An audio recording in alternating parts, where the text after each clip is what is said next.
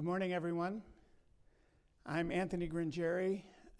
I'm an advisor in Cell One Partners, a leading consultancy in cell and gene therapy, and I'm very happy to be here today to chair this session. I'm very happy that all of you are here at such an early hour. I want to introduce first our speakers, David Backer, who's the Chief Commercial Officer for Oxford Biomedica, Michelle Berg, who's President of GMP Nucleic Acids at Aldevron, Fabian Gerlinghaus, co-founder and CEO of Cellares, and Judith Koliwer, who's lead consultant in software at Körber Business Arena Pharma. What we're going to do today is discuss some questions that pertain to the challenges that we're facing in manufacturing for cell and gene therapy and how we can deal with them through automation and standardization. We've got some prepared questions, and we'll go through them probably for about the first hour. In the last 15 minutes or so will be question and answer session with members of the audience.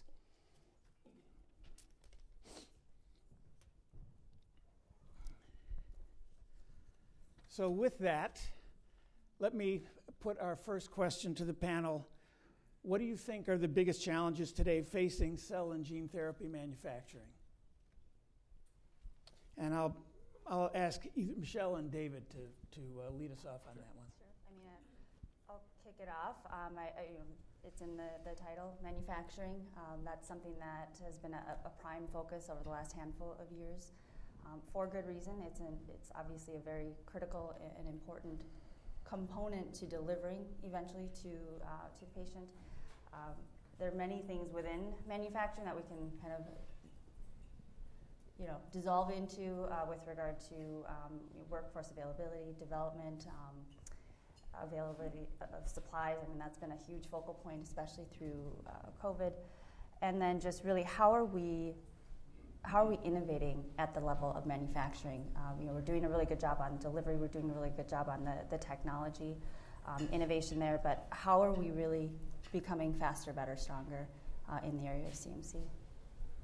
And I think it's one of the areas, especially for folks that are entering into cell and gene therapy from traditional biologics or from traditional pharma, probably one of the most interesting things is how important CMC and manufacturing is to the total value of the company. If you don't get the manufacturing right, if you don't get the relationships in place early on, the value of the company will be impacted primarily because you can't even find out whether the product is going to work or not yet because you can't hit the timelines for the clinical trials. And the other area is that depending on what the product is, the complexities in the supply chain are quite challenging. So if you have a ex vivo autologous product, there's a plasmid supply chain discussion, and then there's a viral part, and then there's the cell part, and all of the complexities that go along with autologous manufacturing.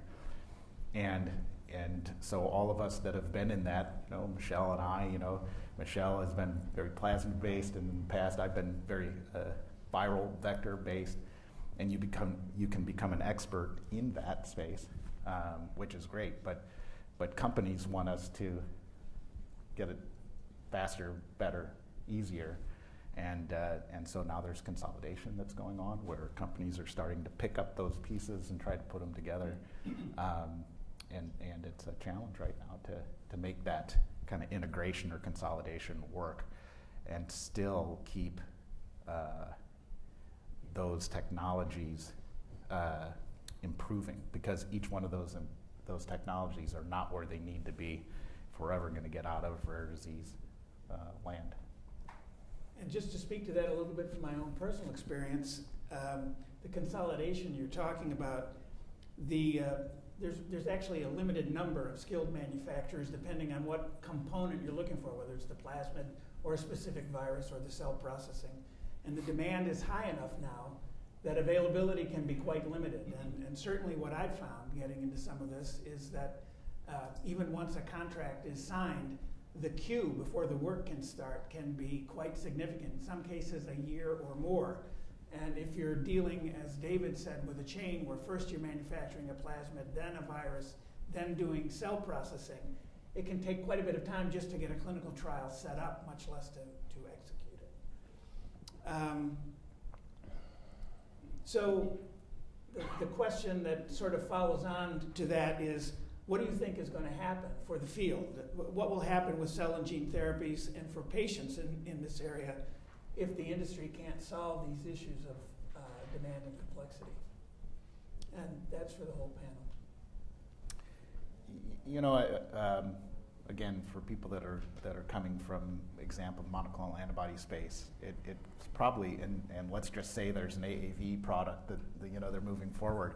It's probably rather fascinating that you find out that there are 4 different ways to make AAV. You can do adherent, you can do suspension, baculovirus, helper viruses, all sorts of things. And so the choices on indication and what you need up front is really, really important. And then, while it would be great to go to one company that has, experience, kind of broad experience, the reality is you need to find, a service company that has experience in that area, and can do it and can do it well and execute and have those capabilities in place, or they've proven that they can go from a clinical or pilot scale, all the way to commercial, because we don't have the time to change processes very much, in this space. So, I've been a real proponent of phase 1 trials, starting with processes that are scalable from the very beginning, because you'll never change it. And we've seen it. Commercial products are using processes that are scaling out, right, rather than scaling up, because they can't scale up. Yeah, I remember, I think it was May 2018, I was at it was an ARM event, and it was a luncheon. Gottlieb was in seat at the time, and he was the keynote, and he pretty much laid it out there. That was the moment that I wasn't with a manufacturing company at the time, I was with a sponsor company, but I just remember when he said, look, get it together on CMC, in the sense that this technology, these approaches, they move fast. And you have to start with the end in mind. And you need to be investing in things much, much earlier, to David's point. And I think it's also, just to go back to your original question, what happens if we don't? I mean, that's a non-starter. We have to continue to invest and innovate in the areas of manufacturing. You also referenced rare disease, patient advocates, and things such as that. If we don't, the advocates will figure it out. They've been innovating, and they've been investing in this field for decades. It comes to mind, there's a gentleman, his name is Sanath, and he has one GT, parent advocate, and he's piecing things together because of how complex all of this is. So he's creating a roadmap for other advocates to follow, so that there's not recreation every time, this learning curve every time. So, I feel that it's a non-starter. I mean, we cannot, or the ways we will continue to hold up innovation, reaching patients, and certainly what we're learning here and now, everybody realizes that this is going to be what we leverage for larger indications. And so really just to stop, to not invest, this is the biggest thing for healthcare that I can think of. Yeah, I would add to that, if we don't solve the challenges surrounding cell therapy manufacturing, patient access will be severely limited. And it's important to get present to the impact of that. There's patient lives on the line. And there's actually a very interesting study by McKinsey where they said the addressable patient population for CAR T-cell therapies today is 450,000 patients, and they project that to exceed 2 million patients within the next 5 to 10 years. So the patient populations are growing. They're growing fast thanks to the hard work of all the scientists in our community. And if you're summing up all the commercially produced cell therapy doses between all of the FDA-approved CAR T-cell therapies last year, we're talking about a few thousand, 3,000 roughly. So that paints a very stark picture as to where we are as an industry today with the manufacturing methods that are available to us today, and where we need to go in order to actually satisfy patient demand for these life-saving therapeutics. And to really bring it back to your question, Anthony, if we don't solve these manufacturing challenges, patients will suffer ultimately. And to put it bluntly, patients will die unnecessarily when they wouldn't have to. That's exactly the bottom line, and the way I see it too, is that the complexity, the cost, all of this in manufacturing is limiting clinical adoption, and the patients are the ones who lose out in the end. Judith, did you have anything that you wanted to add? Yeah, I think so. If we go one step back, I would see if we have the discussion between centralized and decentralized manufacturing, I would see either we really get better solutions for the standardization of the processes, which will make decentralized manufacturing easier, or we need better solutions and easier accessibility for the logistics and better solutions there. So I would see at least one of those things would need to happen. Thank you, Judith. That's actually a good lead into our next question. Given the things that we've talked about, how can automation and standardization help address these challenges? And Fabian, I know you have some pretty strong ideas on that point. Yeah, I think there's more than a dozen benefits of automation, but in the interest of time, maybe I'll start with the three most important ones. So from my perspective, it really comes down to scalability, first and foremost, followed by cost, manufacturing cost of these cell therapies, followed by robustness. So scalability, I think, is primary from my perspective. These cell therapies are all personalized medicines in the sense that we're starting with usually the patient's apheresis as the starting material. Very often these cell therapies are further customized in the case of TCR-based approaches to the particular patient's tumor. So we're really entering a new phase in modern medicine where we're personalizing therapeutics to the particular patient's cancer as well as many other indications. And in order to do that at large scale, automation is the only way forward. You cannot manufacture millions of patient doses per year for all of these different indications with manual methods. So making cell therapy scalable is first and foremost, and more specifically in my point of view, the solution really consists of a combination of end-to-end automation of the entire process, from loading the starting material to unloading the cell therapy product that's ready for infusion into the patient, in combination with really high throughput. So that's scale. Cost is another big blocker to access today. The conversation about the price point of cell therapies today is ongoing. So whatever we can do to bring down the price point and make these cell therapies more affordable for patients and payers will have a tremendous impact. And then robustness is another big one. We're estimating, ballpark, there's about 50 manual operating steps to make dose for one patient. And obviously that varies depending on which company, which process, is it autologous, is it allogeneic, so on and so forth. But if you take that times 100,000 patients per year per drug, that's a lot of opportunities for operating error, which is why we're seeing these super high failure rates in the industry that we're seeing today. And I'm very confident that automation can bring that down by at least a factor of 3 and significantly reduce the risk of process failure. And again, it's important to keep in mind that this is not just an economic question. It's not just a question of what's our first pass yield in our manufacturing process.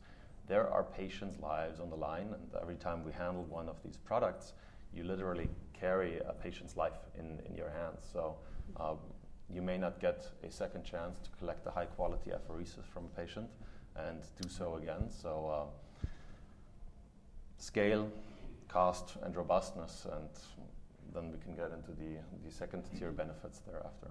Yeah.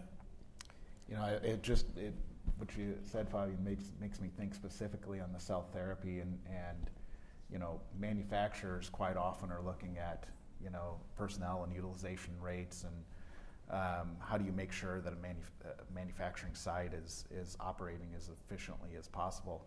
And on the cell therapy side, because of how we do things today, quite often a company will say, I want a space for a period of time, and hold it for me, right?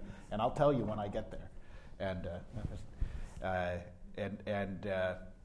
And so the utilization of that space could be highly utilized or not. And it's where, if we can get towards automation, then you can de-link some of those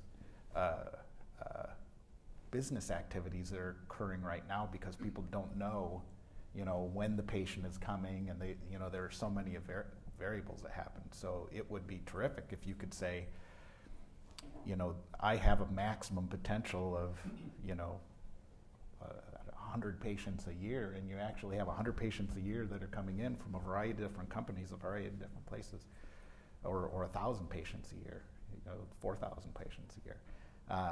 But when you're in a multi-product environment, when you're in a multi-company environment, we're far away from that. And so automation and some of the AI things that are coming in place, especially on the cell therapy side, need to be in place, and in a safe way, obviously. I mean, right now, with the manufacturing processes that we have today, it's very difficult to do that, right? Yeah, that's a great point. I also think, kind of in agreement with what you said, if we think about companies who have different sites all over the world, and the knowledge really lies in the operators and in the process experts, there's just the danger that these processes are not completely executed the same way in all of these different sites, even within one product. So I think even standardization with one product or one application, I think this is something where automation, but also digitizing of the process in general, really is the solution that we need to face.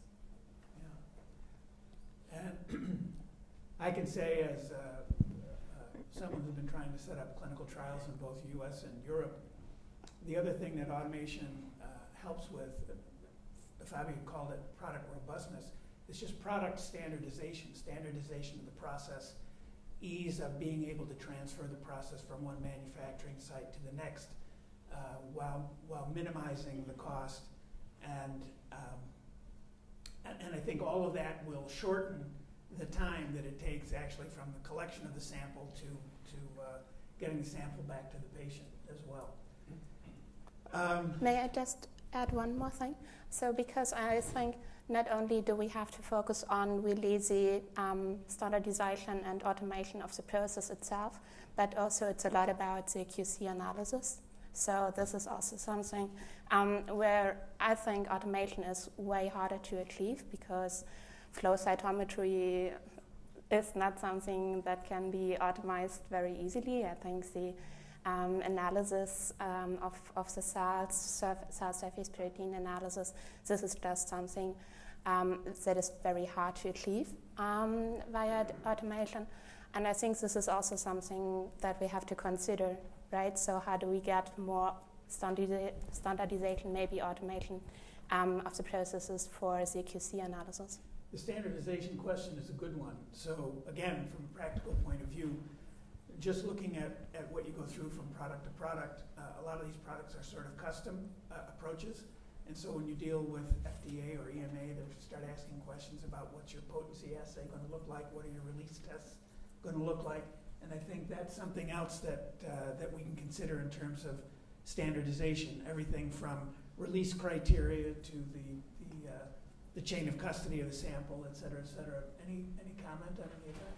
Yeah, I would actually add to that. It's not just the QC release assays, the purification methodologies, but backing up, it's even, there's opportunity, we've taken steps into that starting a handful of years ago for standardizing, for example, the ad helper, and having that available from kind of that discovery preclinical grade up through something that could support commercial manufacturing, as well as RepCap 2, 5, and 6, and then the suite of Lenti constructs. And we did that because then that's less manufacturing events that need to take place, less time, capacity that's required to be utilized. And then, of course, to have that consistency and that continuity, regulators typically like that, where you can go from, you're utilizing the same construct from, proof of concept through animal studies and into human trials. Yeah. I would add to that, maybe let me start with just getting present to where we are today. It blows my mind that today there are operators being trained on how to do bag massaging properly and manually with their hands break up the cell clumps in a bag of cells, and it's obvious to me that different operators will do so differently. They will do so for different amounts of time. They will do so with different strength. So that introduces a ton of variability, and that is but one example of all the ways in which humans introduce variability into the process. So standardization is absolutely key in terms of robustifying the process and making the process more repeatable. I think there's a certain amount of batch-to-batch variability that is out of our hands as manufacturers and equipment manufacturers, because it really depends on the starting material that you collect from the patient or the healthy donor. But then there is a big chunk of process variability that is in fact introduced by the manufacturing processes, by the manufacturers, and that is something that most certainly we can do a lot about by automating and standardizing the process end to end. So that will ultimately lead to more repeatable processes, one batch to the next. And then the second point where I think standardization will have a tremendous impact is when you're thinking about scaling out your process, not within one facility, but when you're starting to think about, okay, we've got an FDA-approved drug on the market, we're about to get it approved in Europe, we're about to get it approved in other markets in the world. Now, what does that mean? Now we got to start building facilities over there, and what it looks like today is you got to train hundreds, potentially thousands of human operators. You got to hire them first, then you got to train them. So if you can automate the entire manufacturing process end to end and standardize the process, that takes a lot of this work out of the equation. You don't need to hire as many employees. You don't need to train them. And really, we're envisioning a world where in the future, you deploy fully automated equipment, you copy over the database entry that effectively encodes your entire manufacturing workflow, and that dramatically simplifies, de-risks, and accelerates tech transfer to other facilities, to other markets, to other countries. So you not only solve the problem of fewer skilled laborers, but you make the work more consistent, more reliable from run to run by automating it rather than having it done by human hands. Exactly. Yeah, great. I mean, one of the most obvious areas that people tend to go to is electronic batch records as one of those places to reduce variability and obviously on the back end from a quality review. It's easier, right? Because of this. The challenge is the actual work of getting into the electronic batch record if you're in a multi-process environment, and that's very difficult. And I think from a business standpoint, and business leaders, want to make sure that batch record is linked, potentially all the way up through finance and raw materials and that sort of thing. And there is a lot of complexity there. It actually can, for some companies, slow things down rather than speed things up. And I think there has to be an awareness that can happen, that you're in it for the long run, because it may take a little bit more time in the beginning, but hurt you in the end. And the complexities are, you don't think it's a complexity, but I was on a panel a couple days ago with a gentleman that was at a major pharma company, and they needed to get some raw materials, right? And they had 5 different facilities, and they knew a raw material was over here, and they couldn't get it because of the systems and the different quality systems, the different specs, all in one company. But it couldn't happen. And so I think we need to be clear-eyed, as to what automation will bring us, but also realistic that it's going to involve upfront time and cost that will benefit us in the long run. Yeah. And at some point, people will only be able to get into a system, that's the only choice, right? You want something made, it's going to go into a company that has an electronic batch system with 90% of the process and raw materials and all those things set, and then it's that 10% that is the variable for the specific product. Yeah, that's always the issue, isn't it? That you've got to convince the companies you're dealing with to invest the time and the money up front. That's the bitter pill that they have to swallow to get the benefits on the back end. I would like to add to your comment, because I completely agree, of course, that this is really something that just needs to be considered very carefully. And from what I've seen, it's really always about the amount of nailing down your process in an electronic batch record, right? So maybe if a company is in phase 1 with a process, it still is quite flexible, but there are already parts that are consistent and that shall be controlled, for example, just for documentation purpose, to really make sure that we already have chain of custody in a digital format, which of course makes it way faster, as you said, in the release process, and also way safer, and also really gives the companies the possibility to have all the data available, right? Because they want to narrow down the process further. But for that, we just need a lot of data, and if we have to read them out from paper, step by step, of course, there will never be all the data available, right? So I think it's more about an iterative process of, if you have electronic batch recording, narrow down to what is already set and what should already be controlled completely. Where do we need flexibility? And of course, the system needs to ensure that the flexibility is given to avoid situations as you have described, but provide the data in order to narrow down the process further and then lead you further down the road to a completely mature process, where I think electronic batch records can be of tremendous help then. And I'm sure we'll touch on the batch record question again. One of the other things that has come up in discussions of this is in order to get automation in place, we've seen some differences in standards in different regions, difference in regulatory standards. So requirements in Europe, for example, may be somewhat different from requirements in the US, et cetera.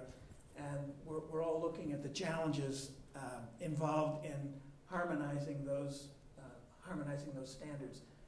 What challenges have you seen based on regulatory authorities?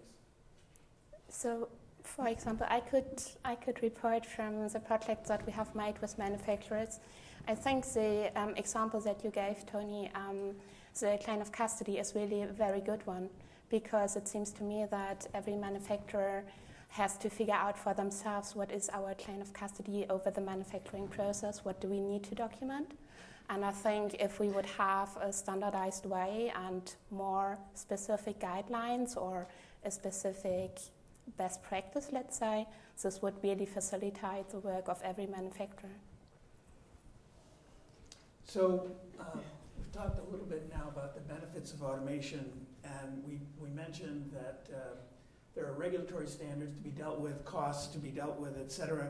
What are the other challenges you think we're facing with automation and standardization? Why hasn't it moved forward faster? What are people thinking about as the hurdles that they have to overcome to do this work? I'd like to actually expand a little bit more on the regulatory side of things. I think it's not just kind of just the country by country expectations. I think it's the interpretation thereof, and offer an example in that the DNA, for example, is considered a raw material. As it goes to the next group down the line, there's a requirement to perform identity testing. And you think about the time that takes and what the true value is. We have situations where clients are having us release the material, including sequencing to verify identity. It goes to the next vendor, the viral vector manufacturer, who, before they can receive it, has to confirm identity. They do so by sending a sample back to us. Thank you. So I think that there's ample opportunity. Isn't it? What's that? It's a real head scratcher. I don't understand, but it's what people are thinking that they have to do, or I would say is an opportunity. We talk about challenges. I think we should all be very grateful for where we are, first and foremost, and where the science has taken us. But the opportunities are just abounding in that kind of the regulatory space. And I'm not picking on the agency or anything such as that. They're learning with us, but just that example, there's many like that I just think we can save Michelle, a lot of time on.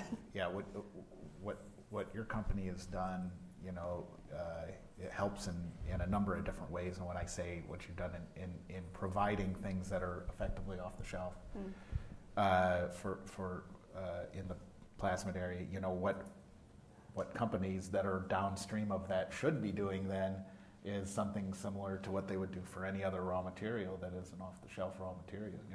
It's a critical raw material, so there is additional information that's needed. But if that information is available to go into the spec, to be able to receive and release that, that's an easy win. You would think, but and as we get more and more into what is custom rather than what is not, what is standardized, you have to treat it as a custom material, and you have to ask for those questions. So I think just as an example, the recent availability of some of these standard products that are made in a large batch, and you ask for X amount of it, on a vial standpoint, it can speed up at least the initial part of the process, and I see on the back end, on the patient side, the processes also could be standardized, where the patient itself is custom, but the process can be standardized. Mm-hmm. Yeah, we are keenly aware that we serve as the first domino, really. And I think as that, one thing I would ask of the group here in this room, remember plasmid DNA, and if it's part of your process, to think about that earlier. I really fully appreciate the need to secure viral vector manufacturing capacity. That's much more limited. But if you don't have your plasmid, if you don't, even backing up to that, have your master cell bank produced also under the right quality level, you're going to hinder everything subsequent. And so I do think that there has to be continued effort in educating just really the necessary steps. It's not just the vector. It really is important to be thinking about all of the materials that flow into that. And something that Michael Chambers, who's here in the room, tends to say, and pressure, not pressure, but challenge, I think is a good way to put it, our teams on, is to really think about how can we achieve things at the speed of biology, and really not have humans, not have paperwork, et cetera, be the limiting factor. How do we really get that tight to the biology? And so that's been something that kind of is always in the back of our minds, and how we can continue to think about things like standard products, like standardized QC release panels for the different categories of materials that we're providing, and our methodologies too. I mean, we have the conversation with our clients quite frequently, is that yes, every client is special, but you don't want to be unique in your manufacturing processes such that you stand out, that there is an approach for standardization and consistency that one should really, really take advantage of. So do you develop systems internally to deal with that, or are you using off-the-shelf software, or how are you? So we have a fantastic internal R&D team and a tech ops team as well, and they're doing things that I think will be realized years and years from now. But we also partner with other organizations just on upstream, downstream approaches. there's a lot that can still be done to squeeze out white space. I think in the current footprint, it's not always going to have to be, and shouldn't always have to be about going bigger. I think there's just to be more efficient with the footprint that you have. And then I think to what Fabian was saying too, the challenge of how do we really think about scaling down and out, because we are going to be faced with so many more N of 1 approaches. Great. Well, that's actually a very good lead into our next question. So we're looking at systems that allow us to be more efficient. How do we take advantage of the technology that currently exists? How do we develop better technology? What are the requirements for IT, for software, and other technologies that will enable the automation and standardization we've been talking about now? For example, we mentioned earlier the transition from paper-based batch records to electronic batch records, et cetera, or the kinds of things you were talking about, Michelle, with improving standards and trying to move at the speed of biology and so forth. What are the challenges here, and how can we sort of share these advances to move the field forward? So I would see one aspect that is very important in my mind. If we think about how, let's say, Big Pharma does it, they usually go to on-premise solutions, right? So they have an actual IT infrastructure in the house. I think this is not the solution that most of the cell and gene therapy manufacturers can go for, because for them it will be, okay, we do want to do electronic batch recording, maybe we do want to have a supply chain orchestration tool, but we don't want to have a complete digital infrastructure because they are sometimes small companies. So I think one of the things that we have to consider is that the cloud-based solutions will be the possibility of the future, or the solution of the future, to really provide plug-and-play solutions that the manufacturers can use without having to also make the investment for the big infrastructure. So I think this is one very interesting development. And of course, if we see how everything develops right now in the industry, cloud-based solutions are really developing highly. And the other thing, I think it's really about having the right customer journey. So, for example, Big Pharma would always start with an ERP system, right? So then they have ERP, and then MES or electronic batch recording can receive all the data from there.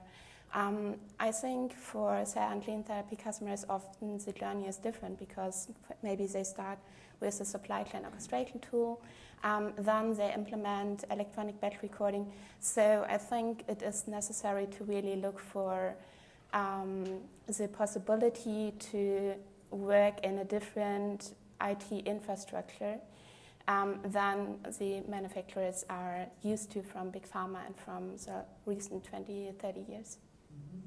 Just adding to that point on electronic batch records, at the moment we're generating on the order of 400 to 500 pages of documentation in paper-based batch records for effectively every batch. That's a book being written for every batch. So I fully agree with the importance of transitioning from paper-based batch records to electronic batch records. And I think that's hardly news to anybody in the room. I think one point that is oftentimes overlooked is, okay, now that we have electronic batch records, let's just fast forward to that point. Who generates them? And there's a huge benefit to building systems that are fully integrated from hardware and software perspective, where you're fully automating the entire manufacturing workflows, because that effectively puts the automated systems in a position where they know what did we do to the process at what time, what was the readout from the cell counter, so on and so forth. So now you're in a position where you can actually auto-generate electronic batch records, mostly automatically, and that is yet another big step up from just switching to manually generated electronic batch records to electronic batch records that are effectively fully automated. So let me just ask a question. So you mentioned that each of these batch records is like writing a book, 400 to 500 pages. Are we capturing information that we don't need? Are there things that can be scaled back? Yeah. And how can that help in this situation? Yeah, I think that's exactly right. I think a lot of it is a function of the current manufacturing processes where you've got lots and lots of manual steps. Then you've got an operator executing those steps, and then as per GMP processes, you've got the second operator sitting there with more documentation, checking off, yes, first operator executed that process correctly. So if you're fully automating those processes, you won't need to do that anymore. Yeah. Anybody else, any comments on that? I'm just going to steal his word, robustify. I think this is what you said, that you robustify the process when you remove not only just the individual human chicken scratches and interpretation thereof, but the transfer of, I mean, it takes a lot to move that paper around too, and you think about just the steps and saving of time there, let alone the storage, et cetera. There's just so much, again, efficiency to be gained on that, so probably beating a dead horse here. Yeah, I mean, the challenge I see is that, because we're a regulated environment, right, there's a standard that has to be hit no matter what for all of these products, and from an IT standpoint, it tends to be that it's the large pharmas that kind of set the standard, along with FDA, and then it's not, it's hard to employ, especially for companies that are deciding because of this demand-supply imbalance, that they're going to build their own facility, they're going to take control of that situation. So how do they get that in place? For the company that I ran, my accounting system as a small company, was proper and appropriate and all the information, but it would never work, in an SAP environment in a large company. And so that's the challenge that I see, is how do we set the standards and then, make it so that it's going to be employable by folks that are not at the largest scale. Yeah. Anthony, if I may, I'd like to add a point to your previous question.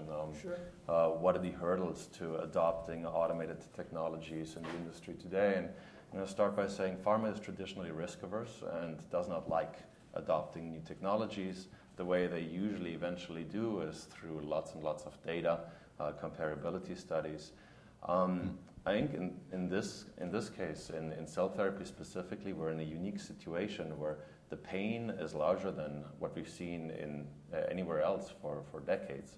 This is not an optimization of, okay, let's try and get our CHO cells to produce a little bit higher yield at a little bit lower cost. The problem is effectively such that cell therapy manufacturing in a scalable, cost-efficient, robust way today is an unsolved problem, and no pharma company has got that under control, and they're missing out on a lot of opportunity, and patients are missing out on cures.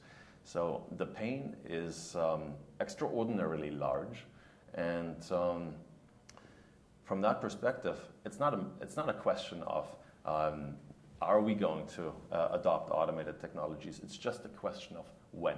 And from my perspective, there are tremendous benefits to adopting automated technologies earlier on because of the specific characteristics and nature of cell therapies, where you're not scaling up, you're scaling out. So you can envision a platform that you can use towards the end of your preclinical process development processes, and use the very same platform to meet all of your clinical production needs, and then actually use the same platform, effectively the same volumes to meet all of your commercial scale cell therapy manufacturing needs. So there's additional benefits to doing that now, because you're effectively using the same platform all the way through your entire drug development process, from preclinical through the clinic to commercial scale manufacturing. And that's not what happens today. What happens today is an academic institute invents a new cell therapy. They out-license it to a commercial entity. The first thing they do in an effort to make the manufacturing process somewhat more industrial is they change out a few of the manufacturing equipment. Every time you change one of the manufacturing equipment, that triggers so much process development work, so much comparability studies, that it keeps departments busy for years. So if you don't have to do that anymore because you're using the same platform all the way through, you're getting to market faster. Everybody has an interest in getting to market faster. Patients do, pharma companies do. So there are additional benefits in that are cell therapy specific to adopting technology and fully automated technologies for manufacturing really early on. So that's one additional point. And maybe the last point here is I think collaboration is key. Pharma companies, technology providers, CDMOs, all working in their own silos, trying to solve the problem by themselves, that's not going to get us there. We really need to collaborate, and we need to collaborate early on, getting on the same page about, okay, really what is the data? What is the data that we need to generate in order to adopt these technologies in a responsible and time-efficient manner? I'll just amplify on two of your points. I think I agree completely that we need more collaboration across the board, and I think increased standardization and automation makes that easier, right? Makes it more possible. So that's one of the reasons to go. And the other point I wanted to comment on, you mentioned that the reluctance to adopt new automated equipment, new standards, et cetera, is generally a problem. There's a reluctance on the part of big pharma to do it. And the way you get past that is by generating data. I agree with that completely, and I just want to add that it's not only scientific data, it's data on the costs and efficiency involved. Because as the costs for the process come down, as labor costs come down, et cetera, it almost makes it mandatory to make these changes. Yeah, that's exactly right. Yeah. I would like to add just one comment to what Fabian said about the pain that really currently exists in cell and gene therapy. I completely agree, and I just want to give one example where we have seen that even if independent, if it's electronic or paper batch record, if you are working on a manual basis in cell and gene therapy, it's usually two people, one with his or her hands in the isolator, the other one documenting. And then if we come to 4I's principle, then again we need a third person, or we have let's say, we have a problem with the timing, because from what I have seen, it was really about, okay, so we have the one person in the isolator, we have the other one documenting, then in the end of the of the isolator work, we need the second signature for everything that has occurred. So basically the first one would need to read everything that has been documented, sign for it, but the cells already need to go back to the incubator because it's a time-critical process, right? So it's actually a conflict of interest between getting the cells to the incubator and document everything in the right order, and having the actual documentation process GMP compliant. So I think this is really one example where we see the great pain that we have, and obviously this would really be overcome by automation processes. I'm looking for opportunities to infuse more positivity and things such as that too. So I'm just going to take a run at this. Offering up an example, we talked about large pharma and the lack of a desire to change, the averse attitude towards risk, and yeah, that's true. But we do have a really great, again, optimistic example. Recently had a client on site, and they were very self-aware in that regard, and said, yes, we historically would see something in a batch record, it wouldn't meet our standards, and we would just dump whatever that product was, regardless. However, to Fabian's point of the time sensitivity, that this is fourth line in many cases, and that they've had to go to their operators on the line to say, we need you to stop working because the patient has passed and we're too late. Yeah, I mean, let's just take that in for a moment. That's not something that we've had to do within our organization because we're further upstream, but to be working so diligently around the clock on something and then be asked to stop because that patient will not need the cells because they're no longer with us. That makes the chills run down my spine. Yeah, it's compelling, right? And so that changed their perspective on how they review their documentation, and that they don't have to have absolute perfection, taking that risk-based, that situational review. That was refreshing.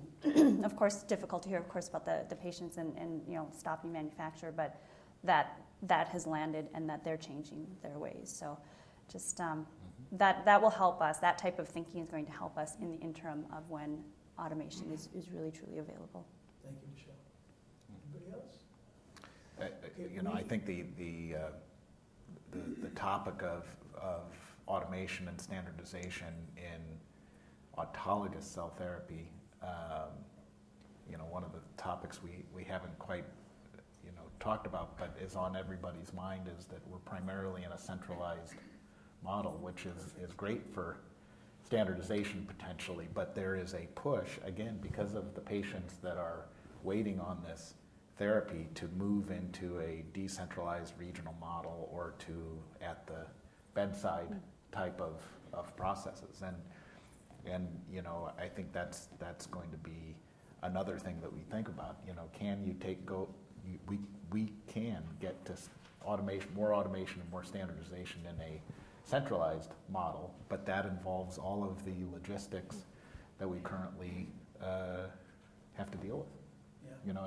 And so it's how does that get imported, to at a point, you're at Mount Sinai and they have a cancer patient and they've got a system in place where it's at the hospital, that it's a normal process that has been done over and over again.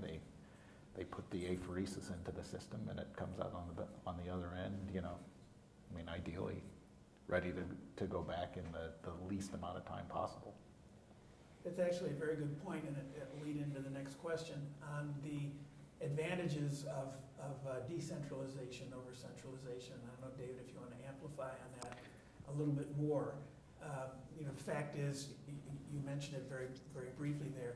The fact is, especially with autologous samples, just the logistics of sample handling, getting the cells from the clinical site to the manufacturing site and then getting them back, especially if they have to be processed fresh, can be a huge problem. And depending on the scope of the clinical trial or where the patient is versus where the manufacturing center is, it can also be very, very costly. So I want to talk a little bit more about the decentralization and how automation and standardization plays into that. Again, many people are looking at this with the idea of will a decentralized model work? Will a bedside model work? It is the plane, it's the patient. Is it ready for the apheresis? And all of these variables add time and uncertainty to the manufacturing process. And so I do believe that we have to get the centralized model right first, and utilize some of the things that we've been talking about today. But that in the end, we need to have allogeneic, or we have to have ways to, from a patient ex vivo perspective, patient-specific perspective, get that as close to the patient as possible. But the resistance, and there are many people, our colleagues, that have said it'll never work. You can't keep the high GMP standards and have it go to the bedside. But my personal opinion is we have to have that as a goal, eventually to get to, even if we're not there today. Yeah, I would very much agree with both of the points you just made. I think in the long run, centralized manufacturing is not going to work. You can't keep shipping frozen blood across the globe to one centralized manufacturing facility. So that's on one end of the spectrum. It's not going to work. On the other end of the spectrum, true bedside manufacturing, as in right next to the hospital bed, I don't believe in that. First and foremost, for the reason that release testing is a GMP-controlled process, and running GMP-controlled processes isn't necessarily the core competency of hospitals. So it's a different culture, it's a different type of employees, it's a different skill set, different equipment, different know-how that's required. So I don't think we're going to see a decentralized model that is actually going to play out at the bedside.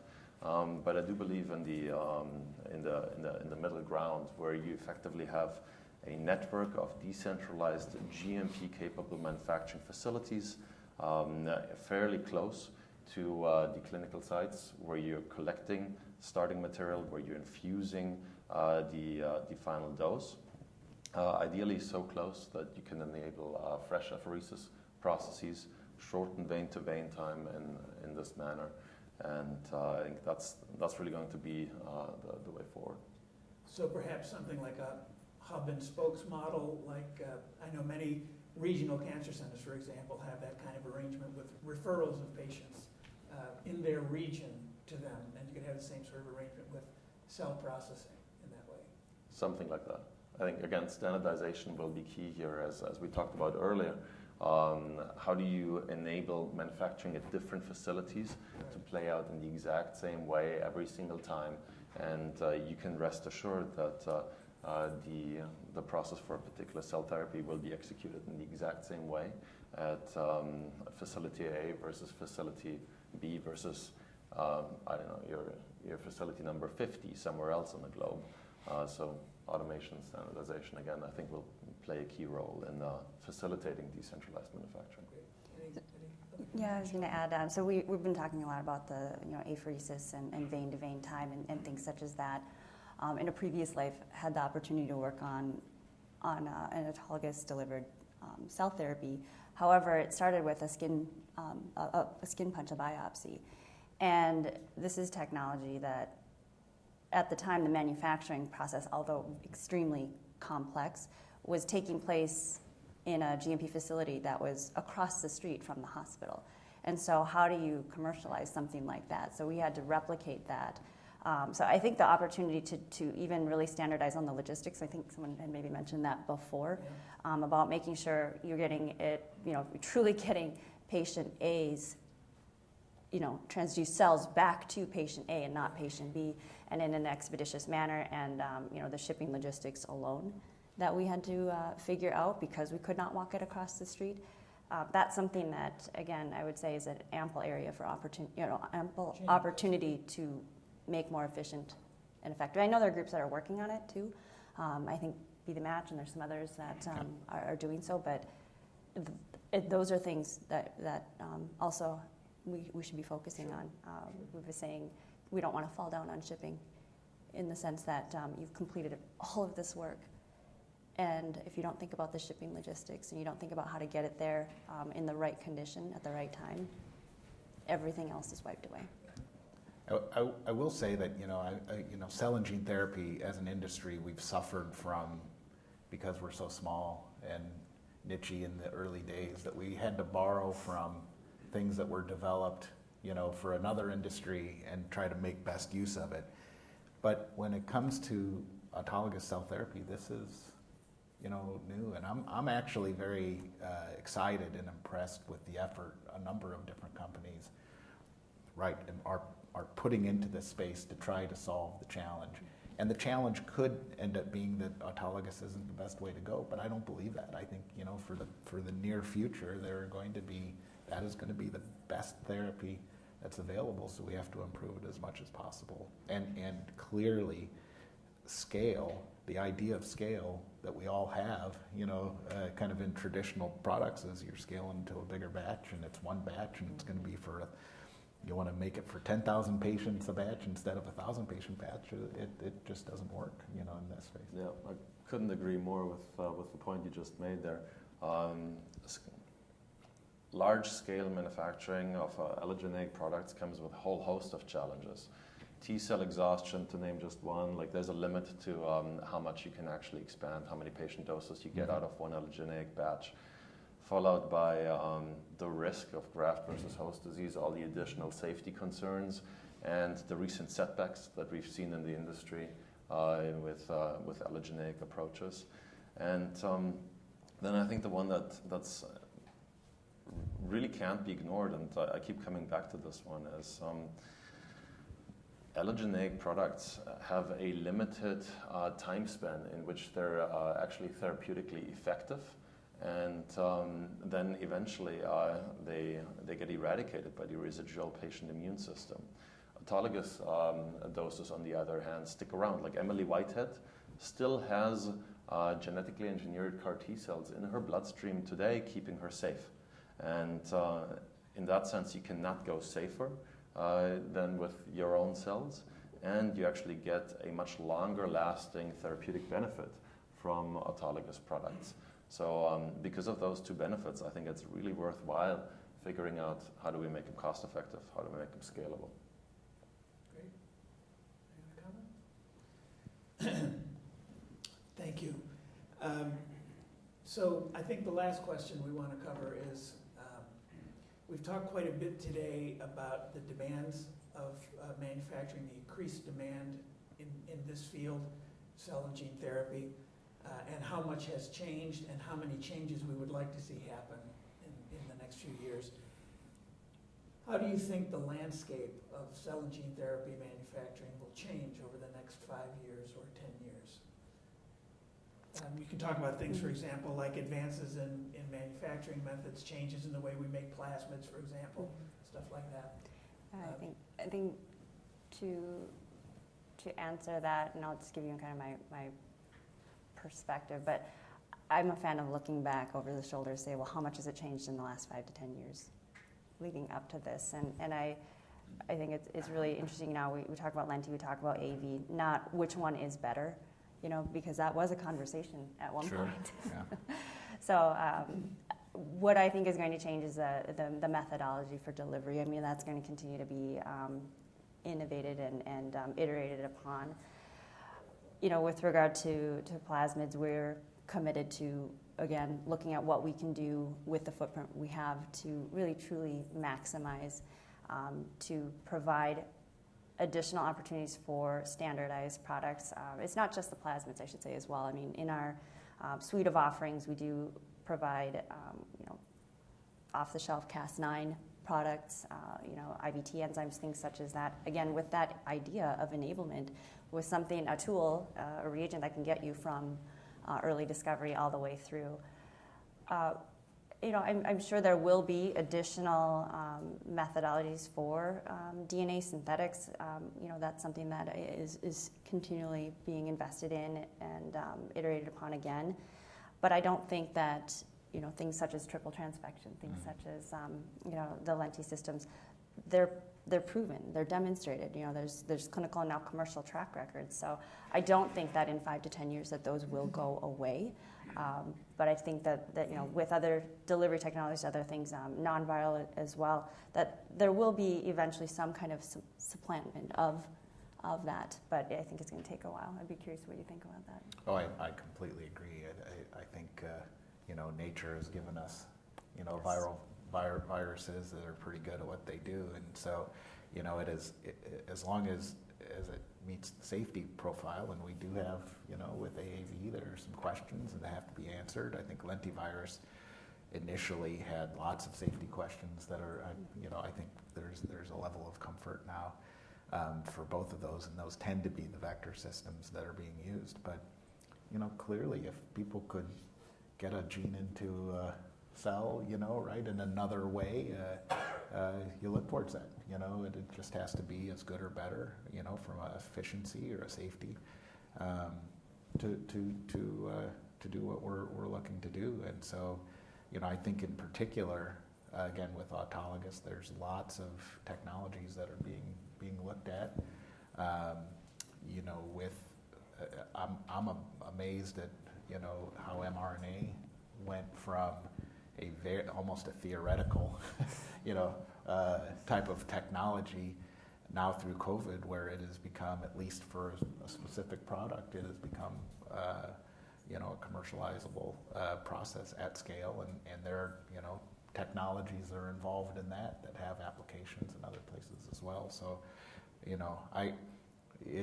this is the challenge that we have as a young industry is, we need standardization, we need to have scalability, but at the same time, we're not where we need to be, right? So not only are there all other alternatives to viral vectors and transducing cells, but within those viral vectors, there's tremendous losses, in the production process, you know. So if you could make 10x more on the upstream side and 10x improvement on the downstream side, all of a sudden, you know, you could potentially get into a place that is similar that we saw in monoclonal antibodies, where there were 10,000 liter tanks, and all of a sudden you only needed a 1,000 liter tank, and that opens up capacity, it opens up capability. So, you know, I think those companies, including Oxford Biomedica, that are not only kind of with today's process and technology, but really looking at what's coming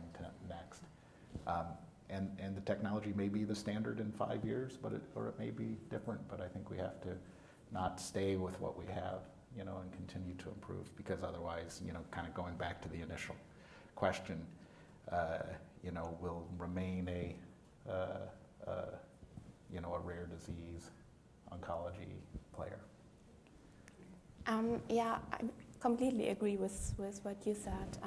I'm also really interested how mRNA technology will develop further, because so many data have been collected now over the last months. It's incredible. So I'm sure that will make something and make a difference. And another thing I'm very interested in is how the regulation perspective will change over the next years, because it has already changed over the last years so much.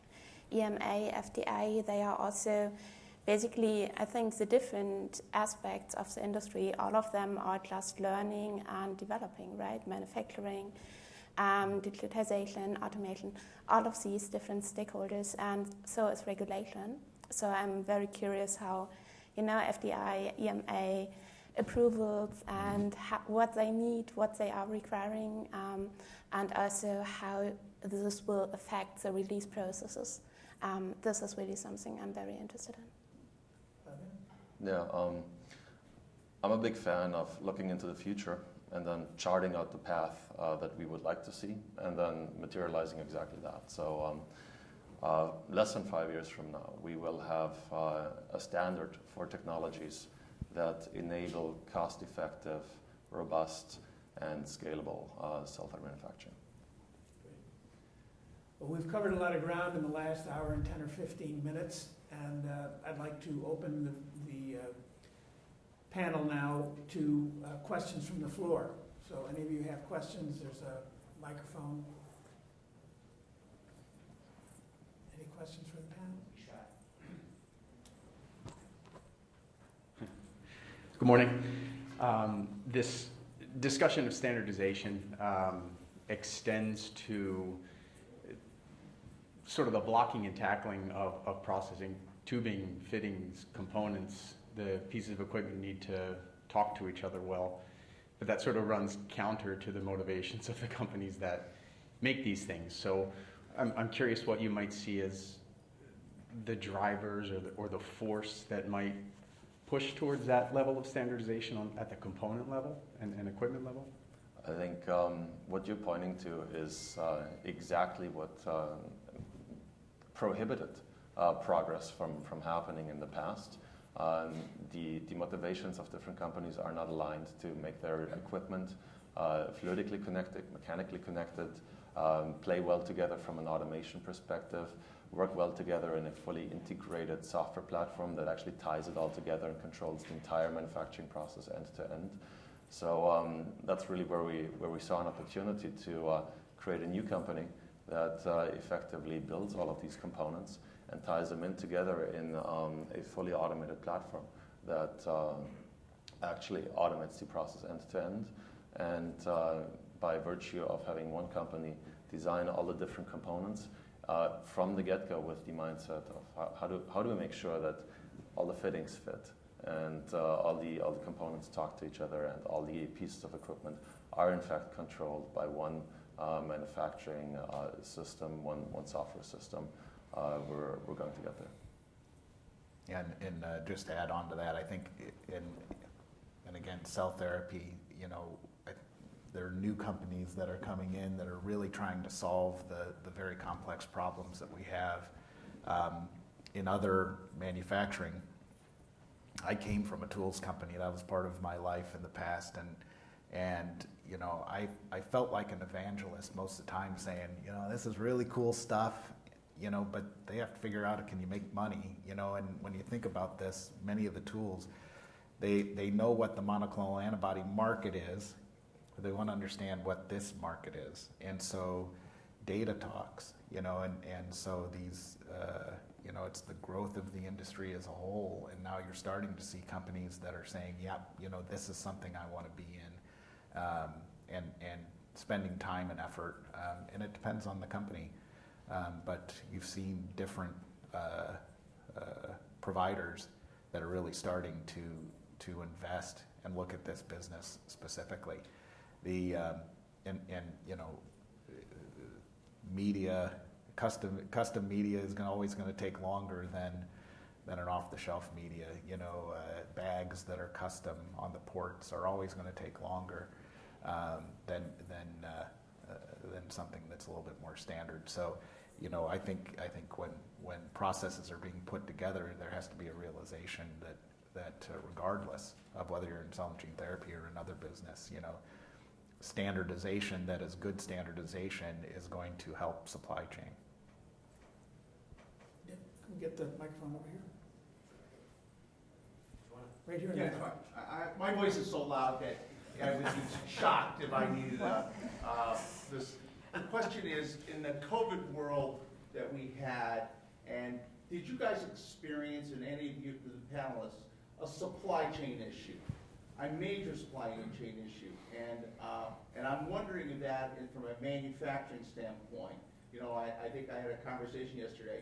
Just because I can't get my iPhone 14 or 15 because I don't have a chip, I can go through life very well because I have a 13 and 11, right? But however, the question is, what are the critical elements that you see in the supply chain issues that we have as an industry? Because I certainly see that in the pharmaceutical. I'm very concerned about that, and I think this is right along the lines of what you're experiencing. And I'm wondering, because you guys all are servicing customers, and you must get stories. I think from my experience, I would say one of the biggest challenges is for at least, let's say, autologous allogeneic cell therapy with a genetic modification, it's the supply of the vectors. Because obviously this already comes from a manufacturing side that faces the same supply chain tools, so they are kind of, building up on each other. And also these are often the most critical parts, of course, of the process, that really the right vector with the right titer and the right quality and all of these things that really need to come together is very often one of the biggest challenges. Well, that's David's problem then. Mm-hmm. Our customers. Yeah, I think at Oxford was traditionally a lentivirus company, right? So wouldn't participate in the COVID vaccine, but we did, right? AstraZeneca came and said we have an adenovirus product, and we need to be able to scale it from 5 liters up to 1,000 liters, and time is precious, and so we did get into that and met those obligations and met those timelines, and it wasn't easy, and the supply chain was a big part of that. And COVID is really unique in so many ways because you could pull levers, on the supply chain that you can't usually pull. Mm-hmm. So for us, we were able to procure the products that we need and continue to procure what we need for the COVID vaccine that we're manufacturing. And our other customers are frankly somewhat benefiting because the facility and the site have certain registrations and capabilities of being a COVID manufacturer. The ones that are struggling from a manufacturing standpoint are those that are not involved, can't pull those levers, and a lot of these supplies are going today, first and foremost, for COVID. Now that, we are going to tail off, right? People are expanding capabilities and just, the nature of what we have, will go into more of a booster type of thing. And I think that will start to level out. But it was very difficult for companies that were not involved kind of in the process to be able to continue to stay on time. I don't know if you felt that as well. So we are keenly, as I mentioned, aware that the materials that we serve kicks off everything else, and it's public that we've supported template for Moderna for COVID and non-COVID pipeline programs. And so we also kind of had that letter, if you will, for that. And we did leverage it a handful of times, but because we're so keenly aware that we're first in line to all of things downstream, we don't ever want to be the hindrance. So that's the investment you see in our capacity. That has been quite extensive, especially over times of COVID. We added an additional 189,000 square feet. But it's also the investment in the relationships with our suppliers. And that has been critical in the sense that we've had to rely upon those relationships in order to continue to supply, not just for the COVID work that we're doing, but proudly, we support many organizations that are developing potential interventions for rare diseases that we don't want to hinder, for cancers that we don't want to have patients not receive their cells because it was too late. And so those are things that again, it's investment over time that we have made. But the thing that I believe has been highlighted here is that it's not just is it the equipment and availability or the bags. Everything is important. I've heard clients who have been hindered because there's one tiny piece of plastic that they couldn't get, and it was like a $7 piece of plastic, and that hindered everything. So that's really shown a light on supply chain and just the importance of really understanding your suppliers. And you guys probably have heard too, get your Christmas shopping done early. Yeah, that's right. Yeah. There's a question here. You got the Yeah, I would have a question. I understood that in the cell and gene environment, there is pretty much venture capital, cash, so money is not the main issue. However, when it comes to infrastructure investment in IT infrastructure, traditionally, every company has some kind of reluctance.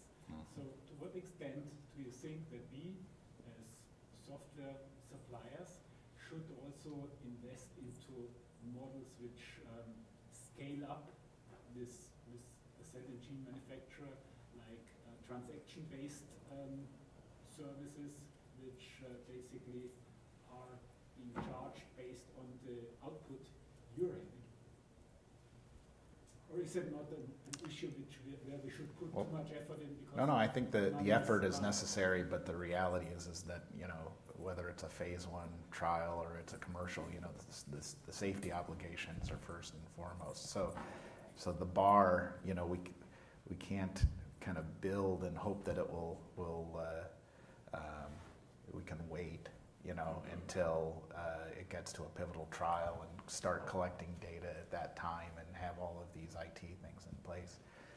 I do believe that there's a need to invest into standards. Now, it could be a scaled down model, not have all the bells and whistles, or I shouldn't say bells and whistles. I think the big thing for me with IT always is, what is the portability of the information and what are the connections with other pieces of IT, because that's what slows things down is when you have your finance module along with your manufacturing module along with your raw material supplies module, and getting all those things to connect in the end is the goal.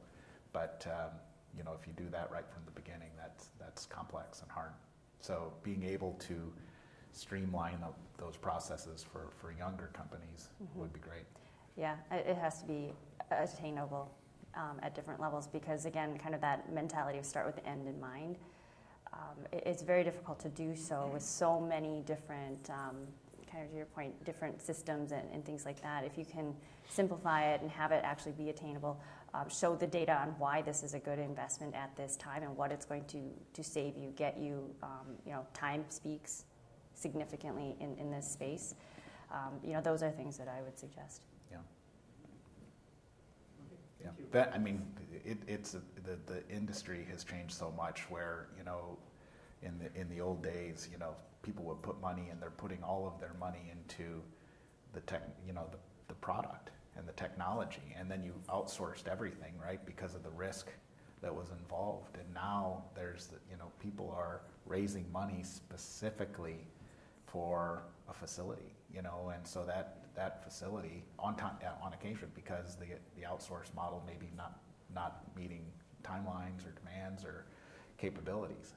But when that happens, from a venture capital, that's very expensive money, right? And you're putting it into bricks and mortar, and then you have to, it's what does the CapEx cost, for the facility, the cost for the IT to support it, all the GMP capabilities that are necessary, and obviously the operating capital for the personnel that have to then run it. So it's a big burden, for folks that do it on their own, and for those of us that are kind of in an CMO market or an outsource market, our mission needs to be try to make that as simple as possible, so that you can go into a more like we had before, where people can get product made on the timelines that they really need to have, in the 6 to 12 month kind of timeline, rather than 24 to 36 months before you start a trial. And time is money, right? So investors, that's every day is burning cash. It's tough. Other questions? Any other questions? Well, with that, we'll wrap it up then. I want to thank you all for coming. It was a very valuable session for us.